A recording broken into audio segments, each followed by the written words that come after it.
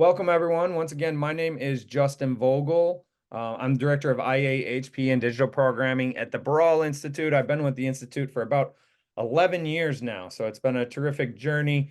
It's always a pleasure to see all of you here that join us for the In Touch presentations. Today, we're really excited to have Adrian Bean, how adding Barral Neural Manipulation will improve your practice and the health of your clients. So we do cap these at 1 hour. We traditionally stream live to the Facebook page, but today we're actually just going to be recording, editing, and then it'll be this presentation will be added to the Barral Institute webpage, or excuse me, Facebook page.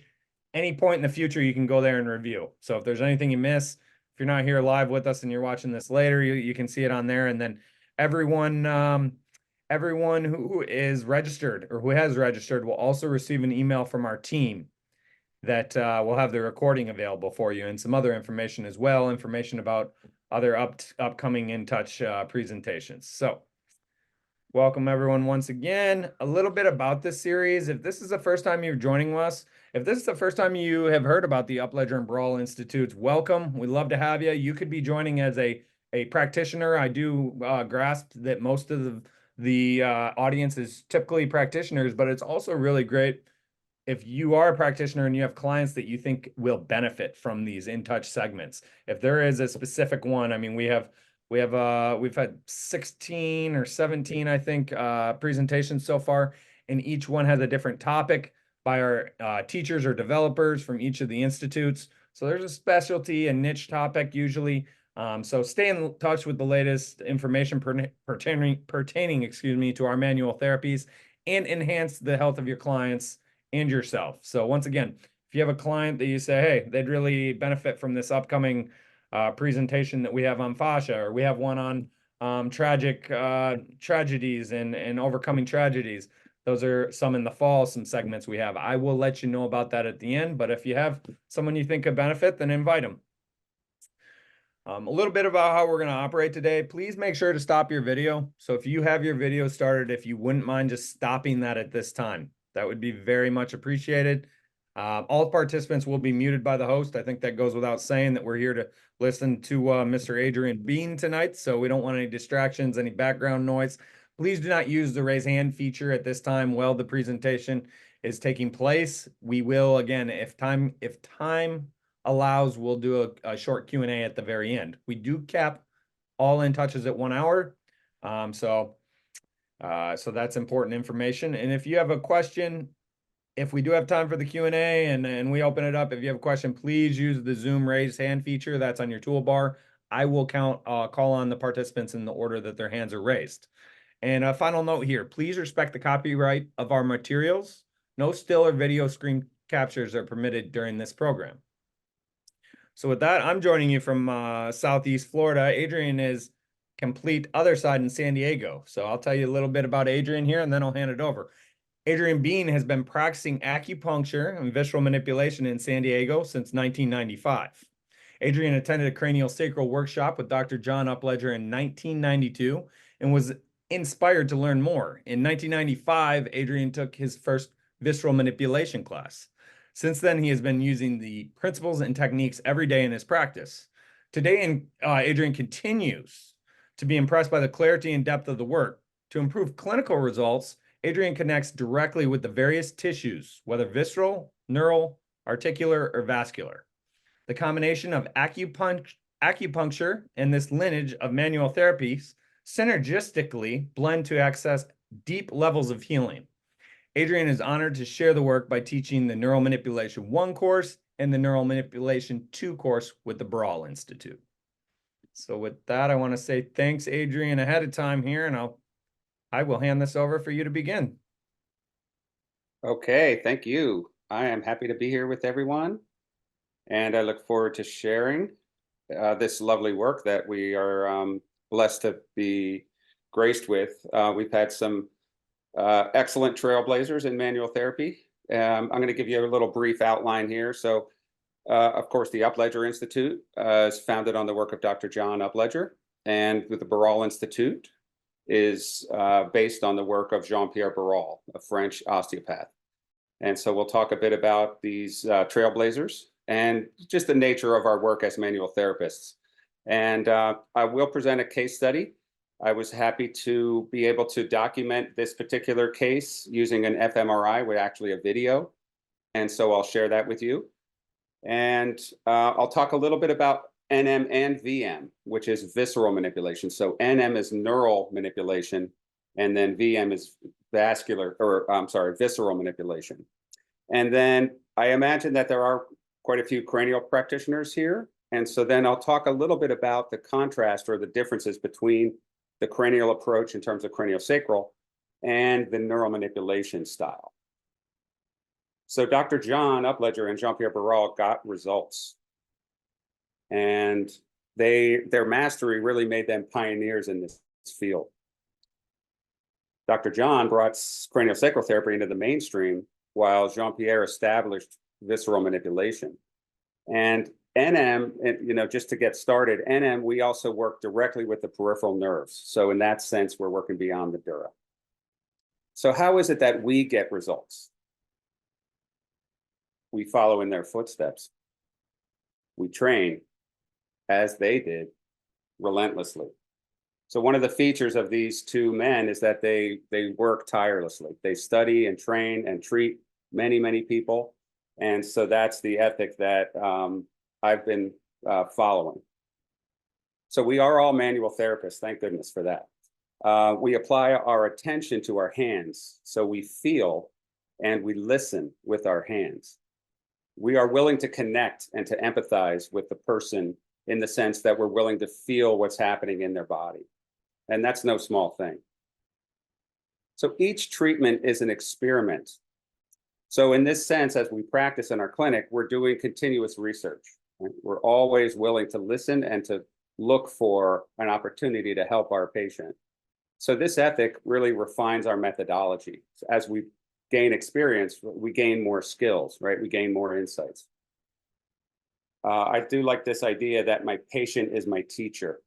So for me, this really helps crystallize what I'm doing in terms of my intent, that I'm showing up to learn. And of course, I'm here to serve my patient, but primarily, I'm also there to receive whatever teaching their body has to show me. So when I think of healing, I think of three aspects: the heart, hands, and head. So the heart cares. So this is just that impulse, the empathic impulse, the willingness to connect, right? The hands have an amazing ability to feel, highly sensitive. So this is where we get our anatomical acuity.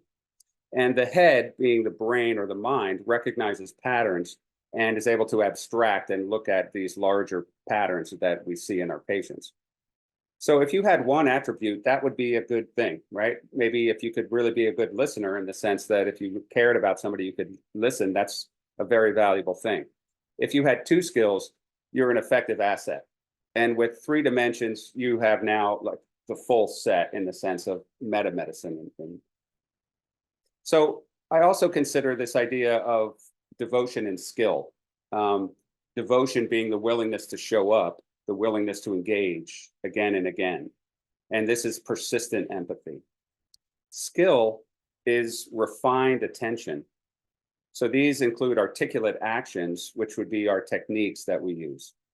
And ideally, these are mindful, smart, and perhaps even wise. I would say that we need both to be highly effective. So we need to care and we need to be capable. So then commitment is devotion and competence is skill, right? And we can develop both of those attributes. In a trust fall, where the faller falls and the catcher catches, the catcher is both willing to be there for the faller and skillful enough to absorb their momentum and slow them down safely. So I invite you to catch your patient's falling wounds. And this language I'm using here is language that I used in my book, Reboot Your Nervous System.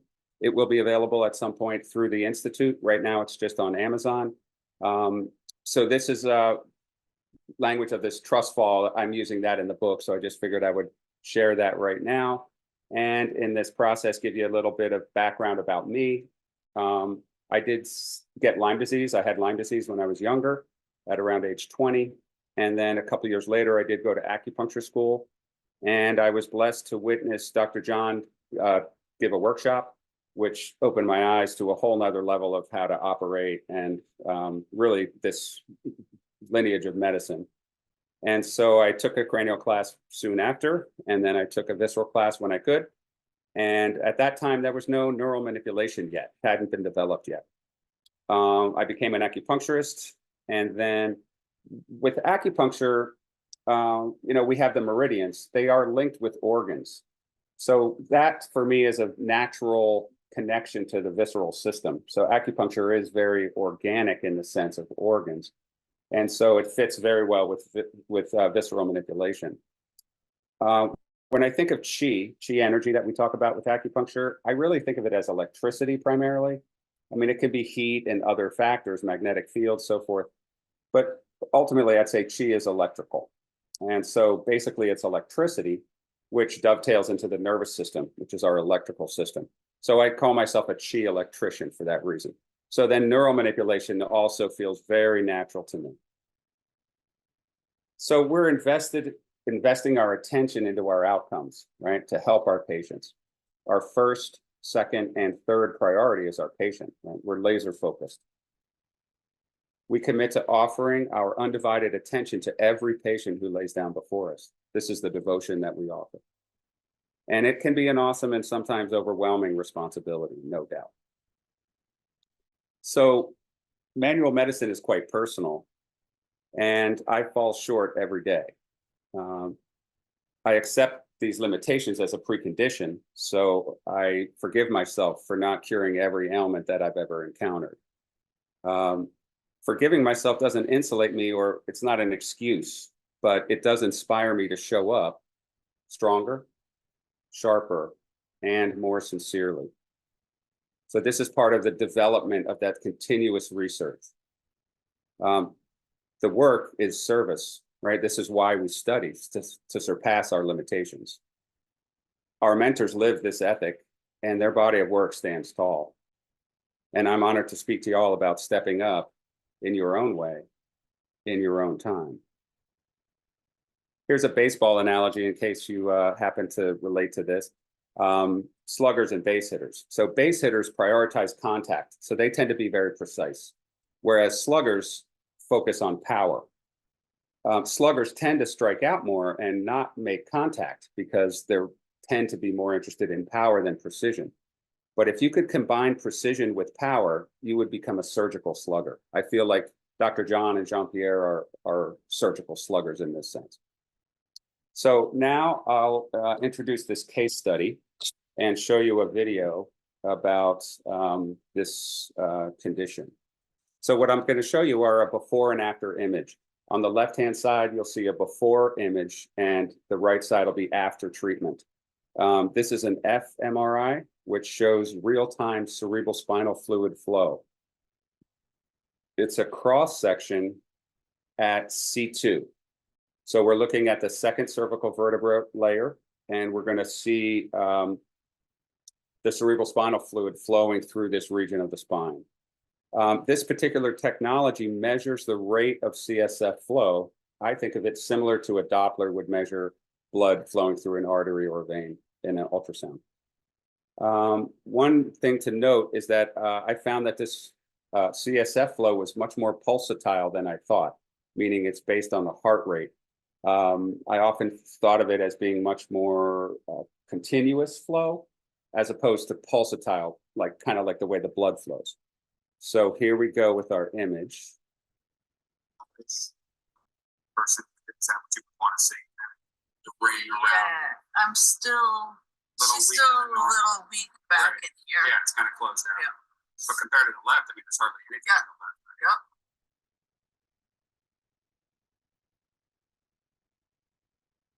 Big difference. So I'm going to play that again, just to give you a little more moment, another moment or two to kind of get a sense of what's happening.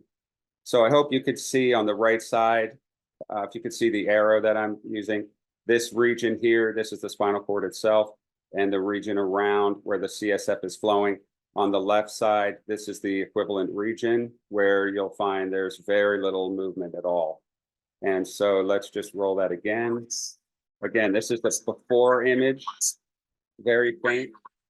I'm still. Here we have a she's pretty, still back in here. Yeah, it's kind of close now. But compared to the left, I mean, it's hardly anything. Yeah. Yeah.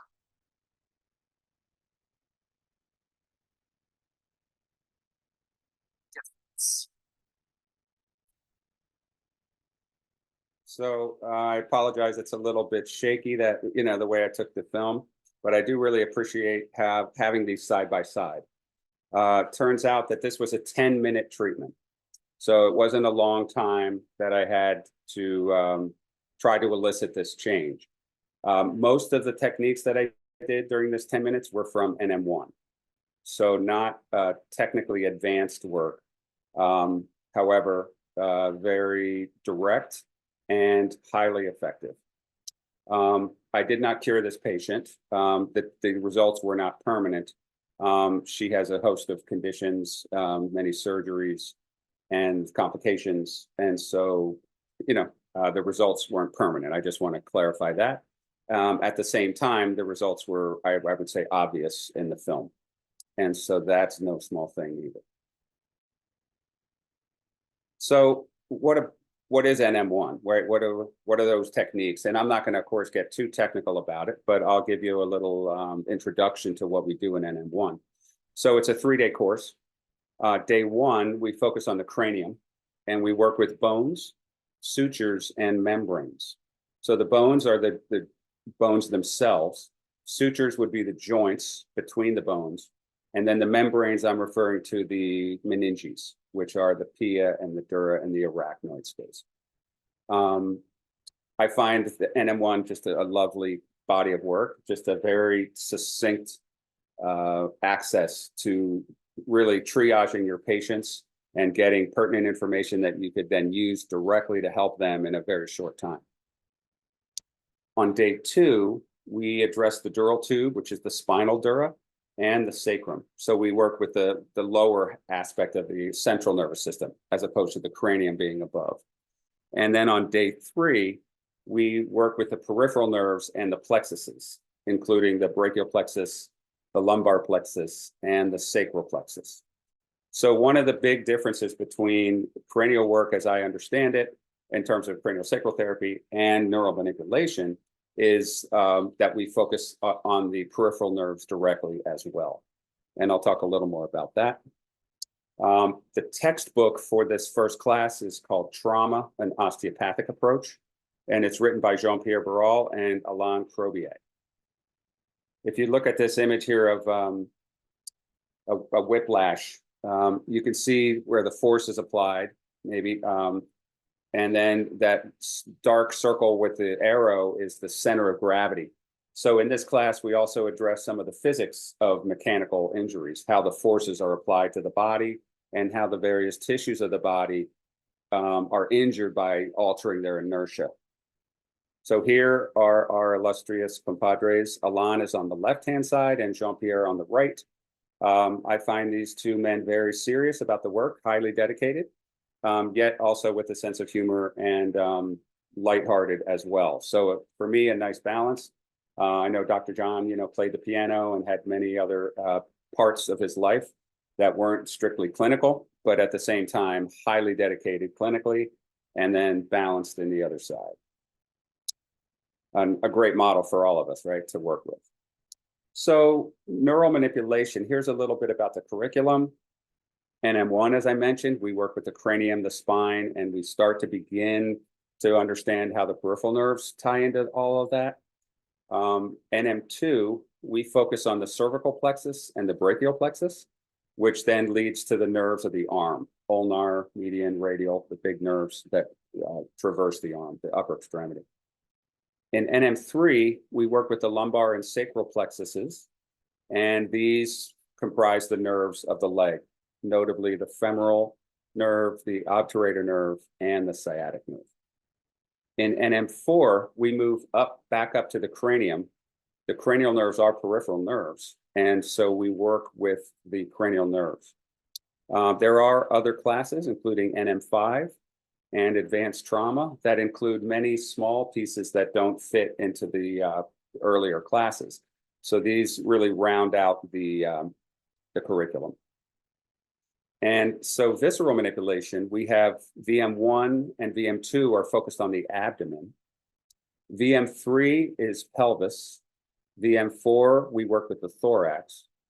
And then in VM5, we work with thermal evaluation. So thermal evaluation, we're actually off the body, several inches away from the body, and we use our hand to feel for variations in temperature. And it's surprising how much information we can get from this thermal evaluation. And VM5, we also introduce the visceral emotional work, and I'll describe that a little more as we go. VM6, I would call an introduction, a little type of introduction to the brain. And there are many advanced classes in the visceral curriculum.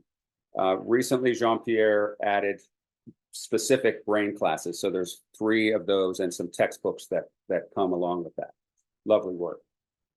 So why the Barral approach? And why did I gravitate to this approach? First off, I find it's amazingly efficient. We use our listening to locate the primary lesion. We have direct contact with the tissue. And I find that this is comprehensive in the sense that we can treat any tissue. So I'm not strictly limited to working on the nervous system. I'm happy to work with the liver or a duodenum or an artery or a joint or any structure. So this is really, I find, the strength of the Barral approach is this global approach. So here's a saying from Jean-Pierre that only the tissues know. So this is really means we're focused on tissue, right? We're anatomically based. We're grounded in anatomy. And this means that we have an unwavering attention to the soma, right? We're interested in what the body has to say. And this is my language here, not Jean-Pierre's, but I feel that each tissue has its own language, its own dialect. So each tissue has its own way of being, right? A liver is different than a kidney. They vibrate very differently. They have different functions. And so each organ serves its functions and expresses itself. So I kind of like this idea of Barral body braille. So if somebody felt bumps on a surface, they might just think they're random bumps.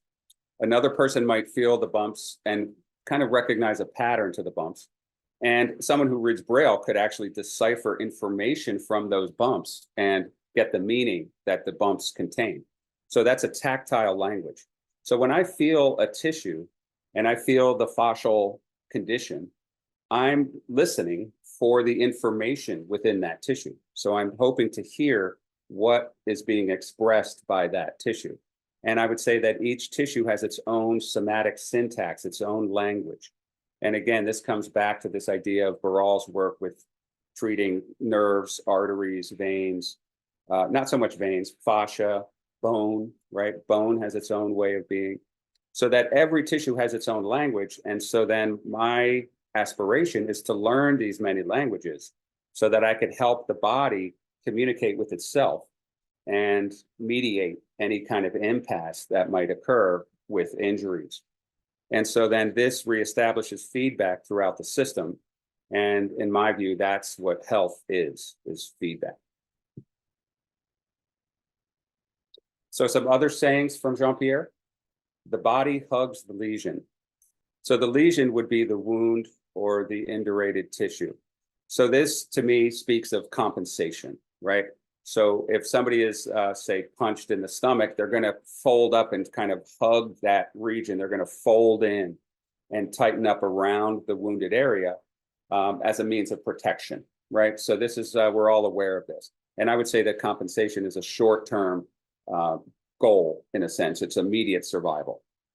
And so largely what we're doing is decompensating our patient in the sense. I would say that if the body is compensating, it's not healing because it's busy guarding the wound. Whereas if we stop guarding, the system can maybe change its tactics and say, oh, instead of tightening up around that, I could actually get blood in there and heal the wounded tissue. So that's one of Jean-Pierre's sayings, the body hugs the lesion. Jean-Pierre is also known for saying, listen and follow. So we follow the listening. Another way to think of this is going toward ease. And I'll talk a little bit more about what that really means, but we don't fight with the tissue. We go toward whatever the tissue is doing. We actually exaggerate that.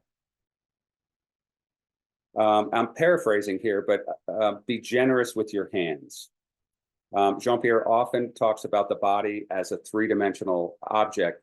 Often when we study anatomy and we look at these flat images, we're fooled by the flatness, which kind of hides this 3D quality. And so one of the higher levels of working is to really connect with that three-dimensionality of the way that the tissues are. And so this includes torsion, twists, spirals, all of these different kinds of listenings that we might get. And so being generous is really about being willing to use your entire hand to listen. So another feature of the Barral style that I love is the global perspective. So we do something called general listening. So we have a person stand, and then we stand behind the person and we place our palm on their crown of their head, and then feel through their body to allow our hand to be pulled and attracted toward wherever they're tight, wherever they're compensating. So we can feel these lines of tension and get a sense of where in the region that the body is disturbed. So then we can start to recognize networks. We can get a sense, oh, this is in an organ. Oh, this listening is taking me into a nerve or an artery or a joint.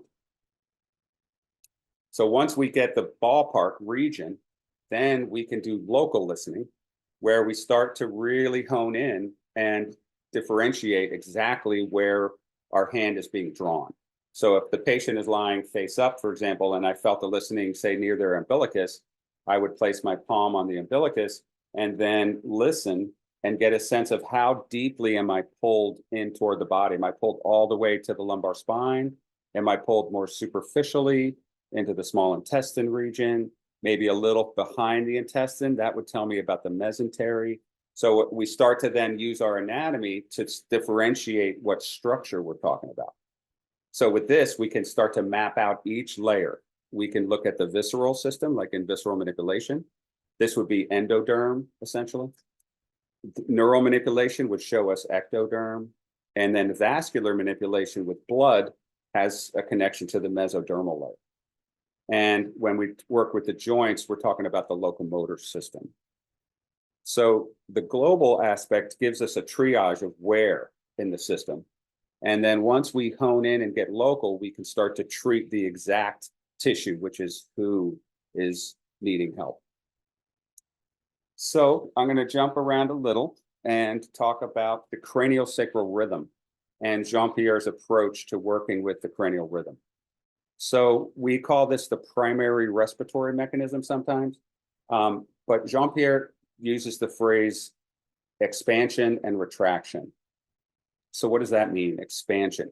Expansion is the three-dimensional expansion of the cranium, which would correspond to the flexion phase in the cranial rhythm terminology.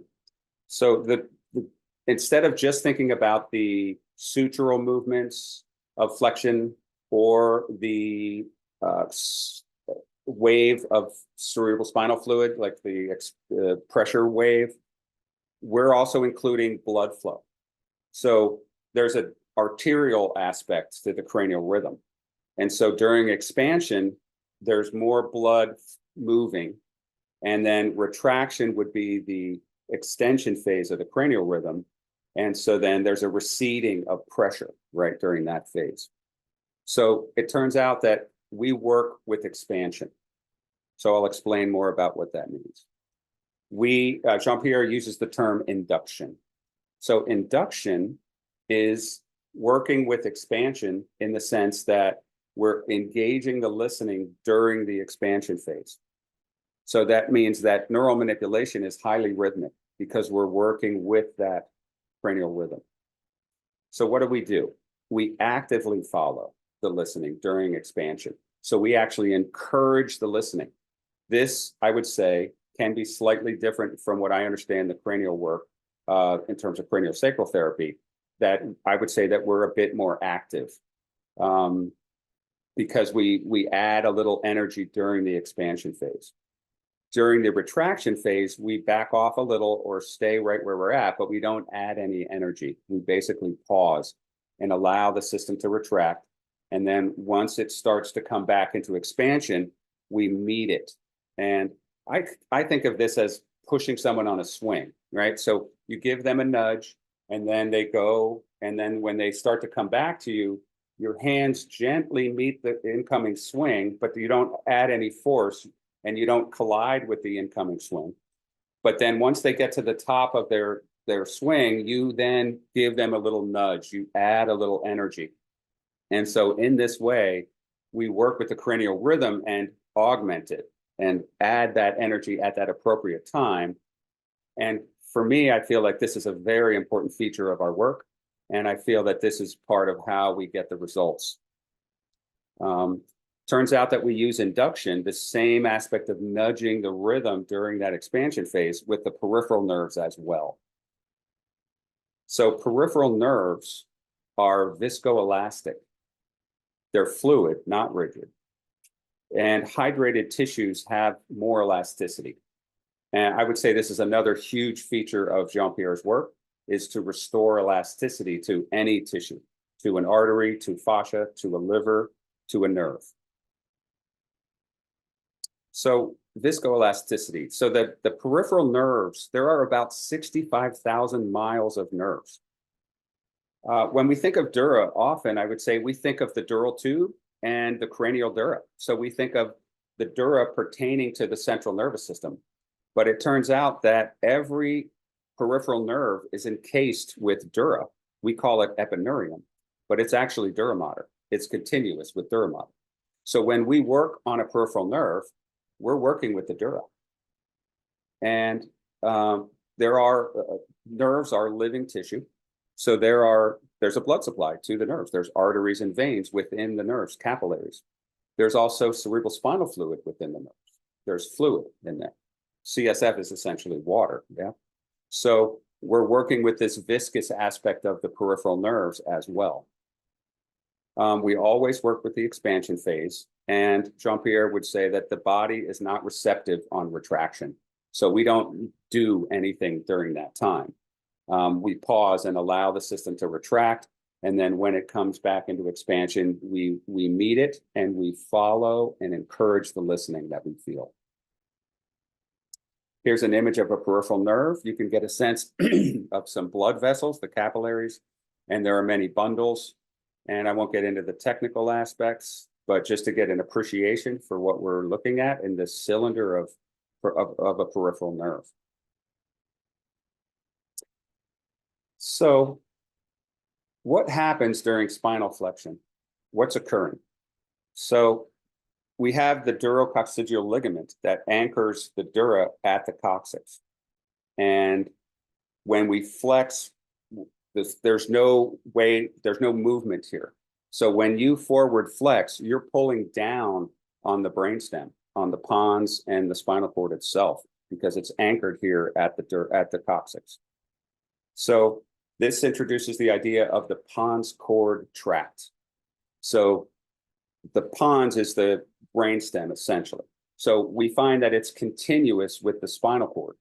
So just because the spinal cord enters the skull through the foramen magnum doesn't mean that the spinal cord proper ends. We would say that the pons is continuous with the spinal cord. So there are 12 pairs of cranial nerves that come off of the pons and essentially go anterior toward the face. So these cranial nerves are peripheral nerves, just like the peripheral nerves that exit below the foramen magnum, C1, C2, C3, the familiar nerves we think of as peripheral nerves, at each spinal segment. So that's, I find quite interesting. So here's that image again. So what I drew here was this blue line and the anchor at the durococcygeal ligament.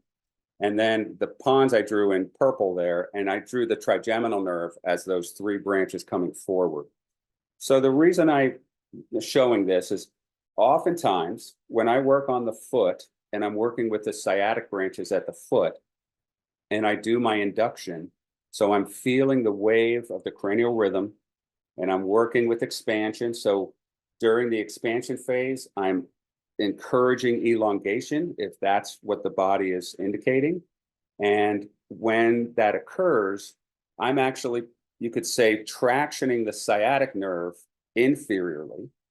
And what I often feel is something happening in their cheek or their eye or their jaw. So as I was mentioning, when we're talking about a lesional chain from the sciatic nerve all the way up to the trigeminal nerve. And I would say that there's a strong connection here between the trigeminal nerve and the sciatic nerve, because they're mechanically linked through this pons cord tract. So if the sciatic nerve is being tethered somewhere in the leg, for example, it will tend to pull back on the cheek or the face because of the tension within this lesional chain. And so another reason why I love NM so much is because I get to feel this entire chain from the foot all the way to the face and help clear the line as I work with that cranial rhythm and allow for a more viscoelastic expansion. Then we can clear these deeper tensions that might be hard to find otherwise. I very much value this. So wrapping up induction, what is induction? I said it was working with expansion. Really what it is using the mechanoreceptors to establish a dialogue between the wounded tissue and the brain. So this is another aspect of our tissue-oriented work.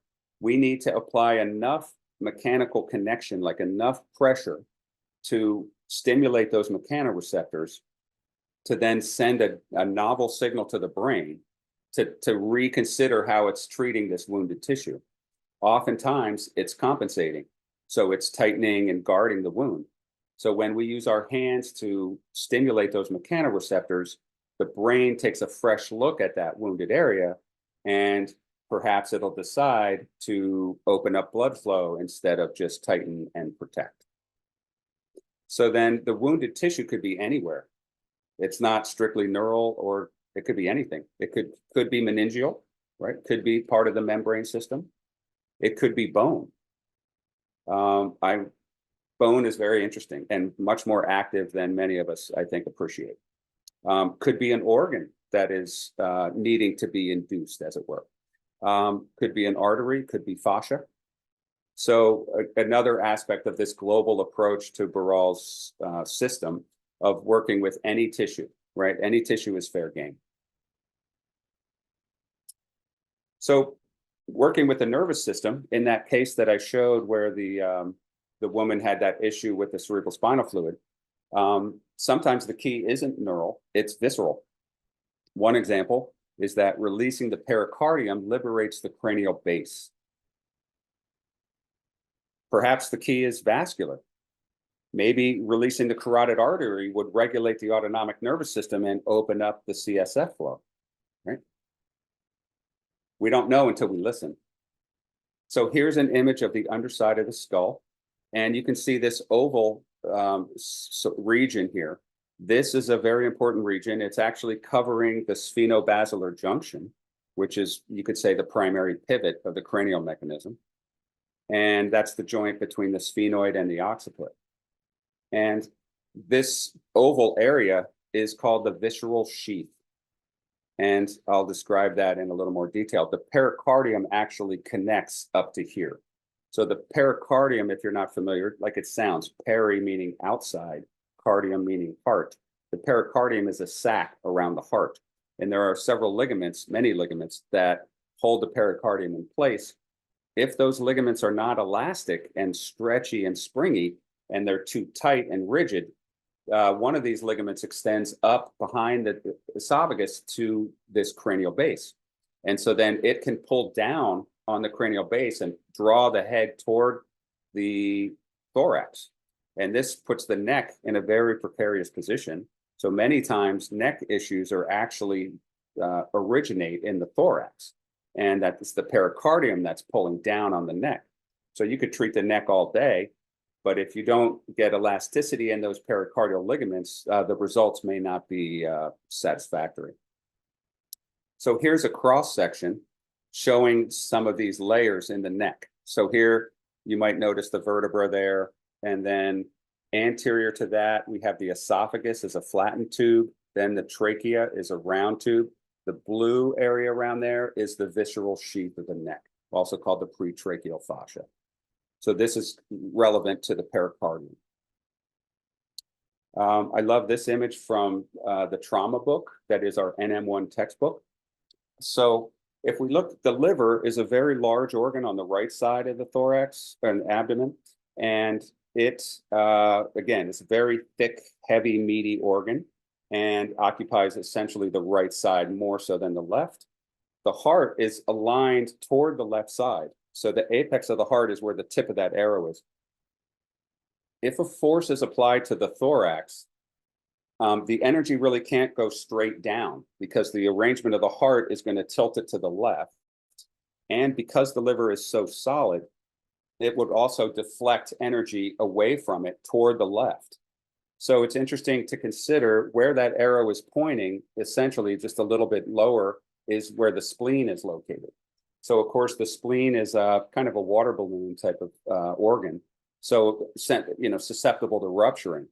But perhaps the arrangement of the heart and the liver contribute to why the spleen ruptures often, because if a force is applied to the thorax, it's going to tend to veer to the left and go right toward the spleen.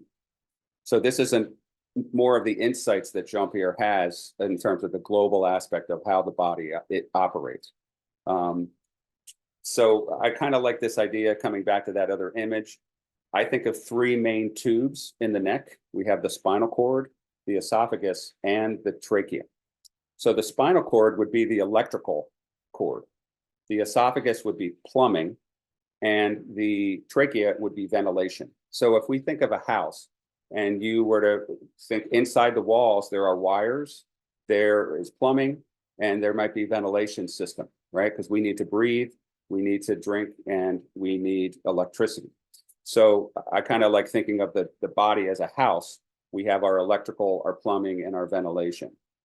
So that I think is relevant because when we look at the cranium, we can think of two parts to the cranium, the neurocranium and the viscerocranium. So the neurocranium, nervous, would be the brain case. So what we would think of as the skull, including the frontal bone and the eyes. The face would be the nose and mouth, right? The maxilla, the jaw, and some of the other facial bones. So the nose and mouth connect to the lungs and the gut tube, right? So that's our ventilation and our plumbing, whereas the neural would be the spine and the brain. So the cranium is really two parts. There's the visceral cranium being the face, and the neurocranium, which is the brain case. So if there's time, I'd like to describe another case study about working with the maxilla in this way. I do treat a lot of pediatrics, and I would say that this technique is the most important technique that in my repertoire of working with babies. So what happens is if the maxilla are pushed back, it is highly irritating to the brain. It sort of jams the face back toward the brain. I mentioned the cranial nerves coming from the pons tending to go anteriorly toward the face.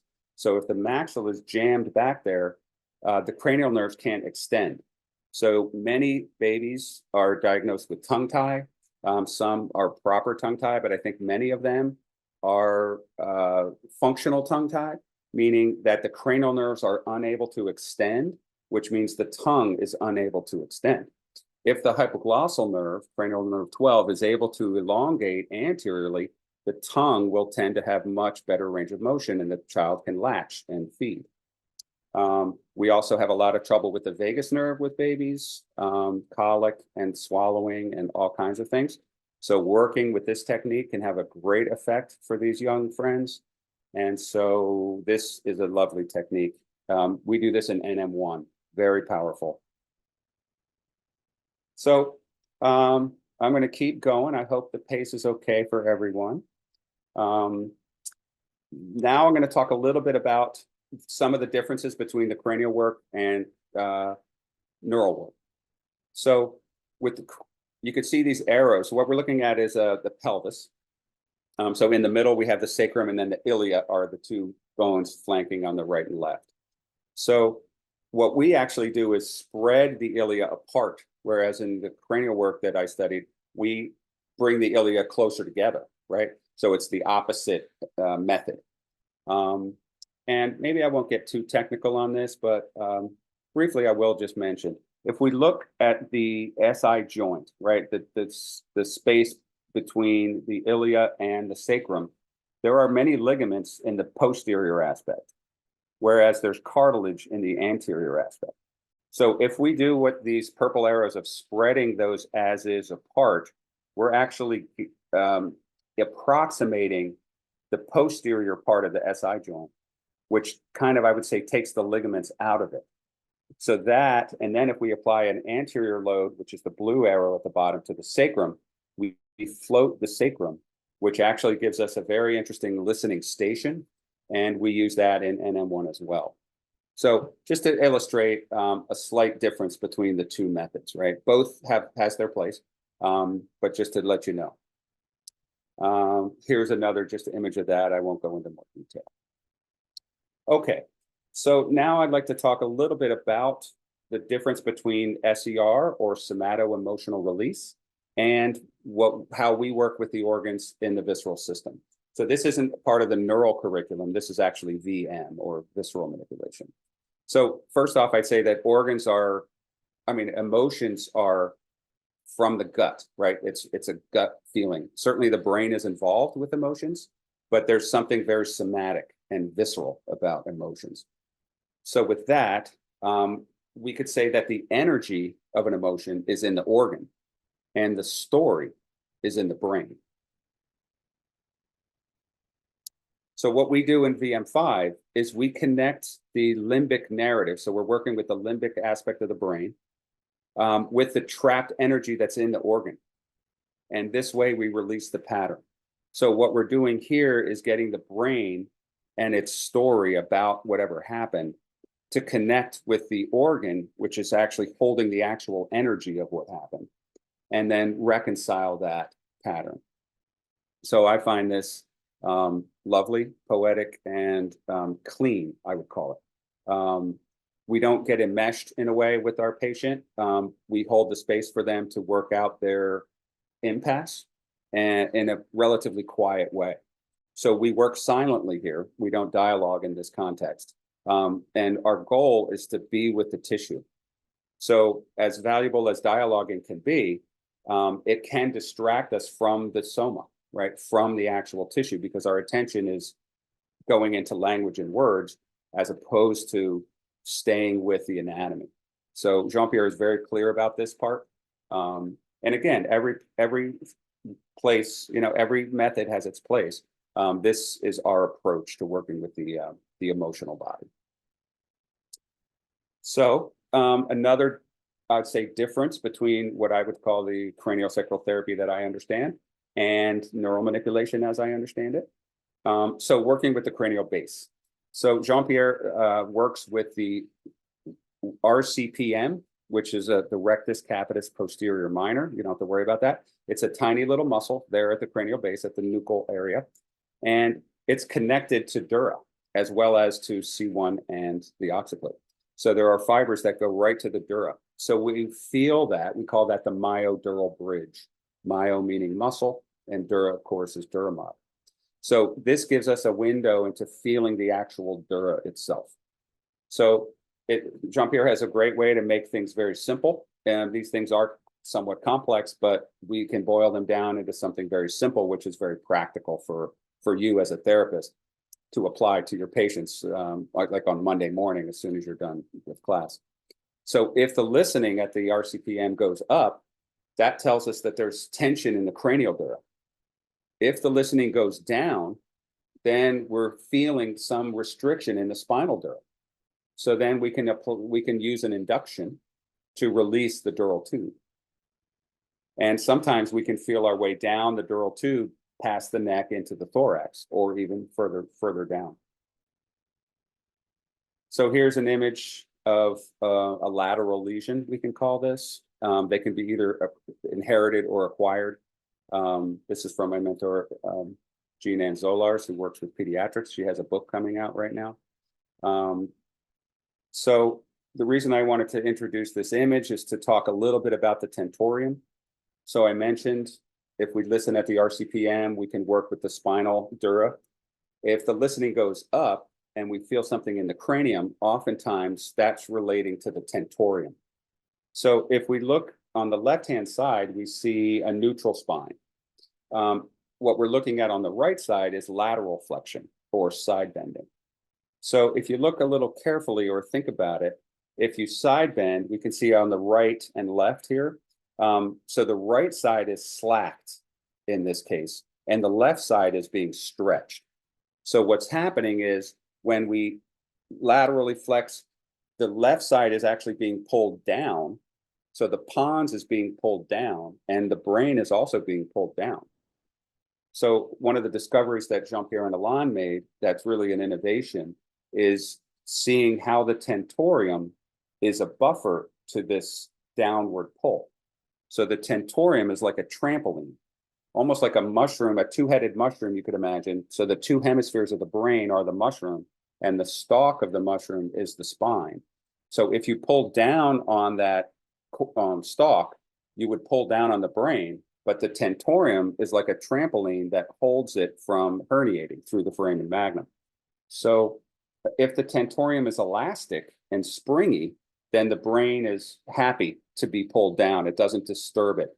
If the tentorium is tight and rigid, when that inferior load is applied, that is highly irritating to the brain and the trigeminal nerve and the spine itself.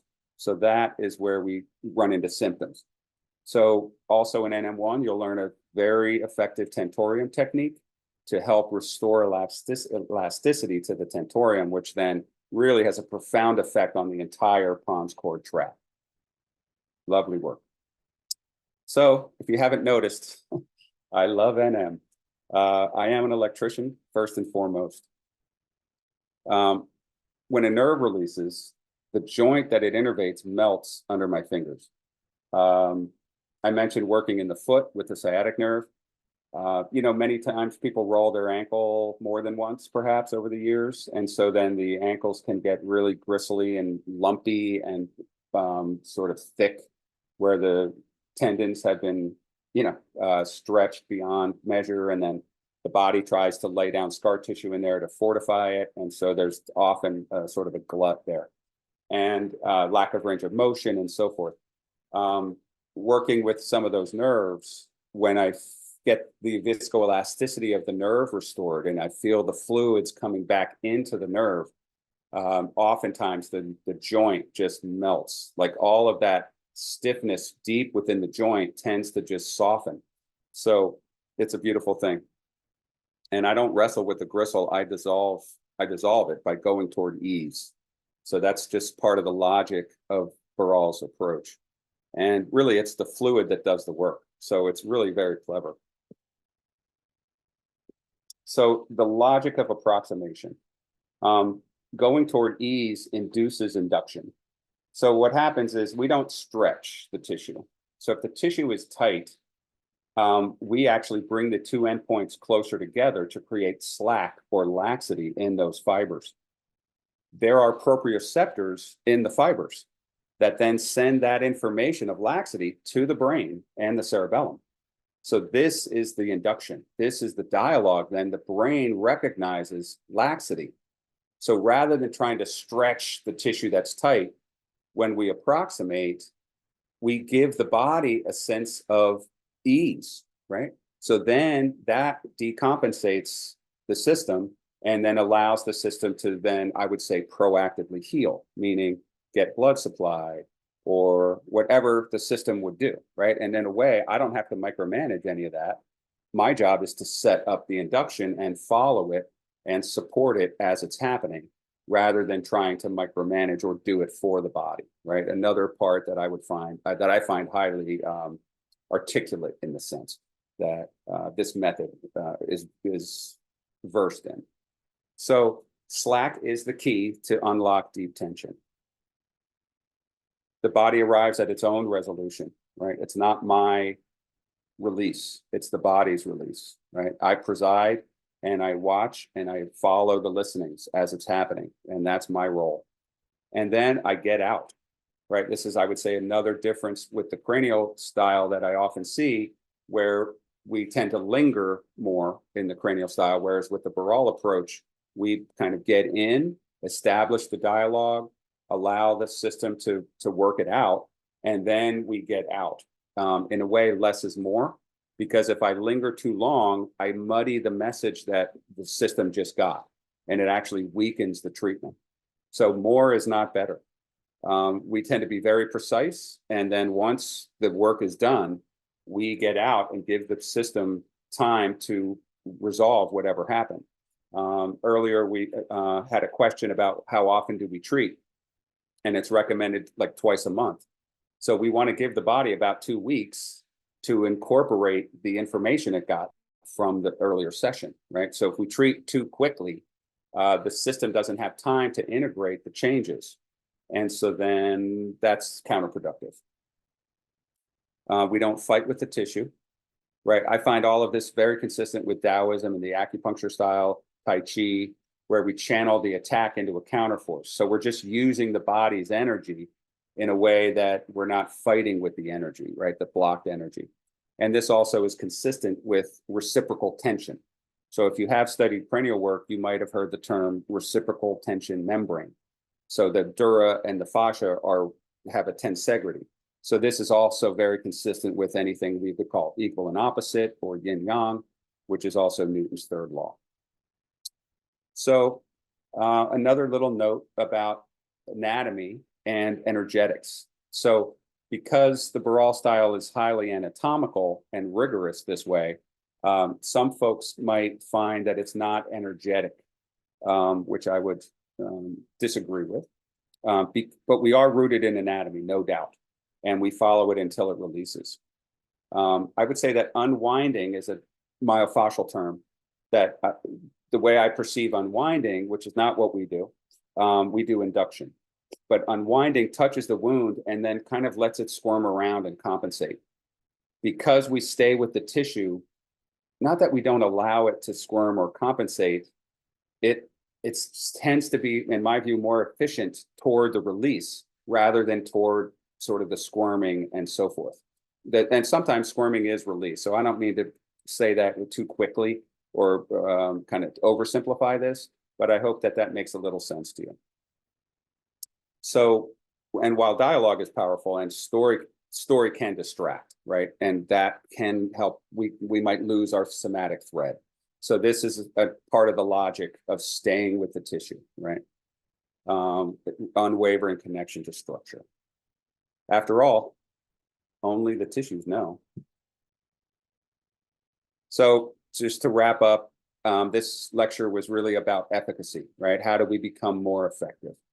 So we affirm that our intent is to help, right? And that's pure, right? So we're all in the same boat. So how do we express ourselves, our pure intent to heal? Well, to fulfill our mission, we train, right? We work hard and we add rigor to our innate abilities, right? All of us are born with different talents, and part of our role here, our job, is to amplify those abilities by training, right? And becoming more rigorous. So the more keenly we feel, the better the results. So with that, I will graciously say thank you for attending, and I will give it back to Justin. Terrific. Excuse me. Very well done, Adrian. Thank you so much. So we do cap these at an hour. I do have a couple things to go over. Unfortunately, I don't think that we will have time for Q&A, but at this time, I'll say a couple things. Some of you had joined us halfway through. Anybody who's registered for this event will receive the recording in your email. So look for our team, give us a week or two, and we'll get it out to you. That way you'll have it if you'd like to review, if you made it halfway through. Awesome to see. If you're looking in the chat here, Adrian, we don't have an eval process for our in-touch presentations, but the chat always works really well, and that's coming in. So that's a nice thing to read, that the appreciation there. Couple things I'd like to mention to all of you. Maybe you are a practitioner. I know some of you may not be, but I think most of you are. If you're new to the Barral Institute or you haven't taken the Neural Manipulation 1 course, you can get started right away. This is trauma and osteopathic approach. That's the required reading for the Whiplash, the Neural Manipulation 1 course. So you can jump into that. You can order that with me if you'd like to email me. I know most of you probably have my email. Something cool, I had somebody email before, and I mentioned it right when we got on, that they had taken the NM1 in Milwaukee. So that's awesome that you're joining if you have taken the work too. The more practice and the more knowledge that we can obtain, of course. Manual therapy for the peripheral nerves. This would be the book for the NM2 and the NM3 course. So that's also something, if you wanted to get started and you're eager, you can order these books if you'd like to. Again, you must be a practitioner, you must be licensed healthcare practitioner in order to take these courses. And then, excellent way to prepare for the NM1 is the Barral Neural Manipulation Exploration of Trauma in Manual Therapy. This is an online video. You can purchase this and view it before you go to the NM1. There's no NM requirement to take this or to gain this presentation from Lisa Pollock, who's another one of our wonderful neural manipulation instructors. Now, I want to give you the list here of the NM1 courses that we have scheduled. You'll see, just because you see 2026, this doesn't mean that there won't be more additions to 25 and 26 schedule. I anticipate you'll see that, but you can see here through the year here for 2024, most way are about two-thirds, 3/4 down on the left-hand side. So I'll just give that a second here. Hopefully you'll see your city right away and we'll be coming to your area and you can take the course if you'd like to. Then, if you're here as somebody who really thinks that they could benefit from the work, maybe you did have a therapist, your therapist, tell you, hey, this might be something. Excuse my typo, but that's actually not a typo, because our database, iahp.com, you can find somebody to have a visceral manipulation session, neural manipulation, cranial session, or you might find somebody who's integrating all of the work together, which is very common as well. So if you go to our database, iahp.com, and you click find a therapist, you can search your location and hopefully you'll find somebody. We're really proud to be able to say that we have 30,000 people a month that are using our database to find a practitioner to get help, which is the goal for all of us, is to help. Then upcoming In Touch segments. I'm excited. The Secret Life of Fascia, presented by Bruce Schoenfeld. That'll be Tuesday, September 24th, 7 p.m. Eastern. And then Finding Wholeness After Trauma, the role of cranial psychotherapy in supporting recovery for trauma survivors, presented by Monica Hamer. That'll be Tuesday, October 22nd at 7 p.m. We will have more presentations that we'll be announcing as well, but those are coming up for the fall. We will take a summer break. We usually try to break around the summer and around the holidays. So that's going to be coming here this way as our summer break. But please stay connected with us. This will be posted to the Barral Institute Facebook page, as I said. But absolutely, you can sign up for the other upcoming segments right now. We appreciate y'all joining. Again, it's always a pleasure for me to get to be here with y'all, and it's so nice to see some familiar names. And I'm heading to Toronto tomorrow, so maybe I'll see some of you there. But I'm going to hand it back to Adrian. Adrian, I thank you again. I'm going to hand it to you just for any final thought you have, and then we'll conclude. Well, I've just appreciated the opportunity to share, and I hope it was helpful, and I hope to see you in class. Very good, everyone. Take care. Thanks again, Adrian. Yeah, thank you.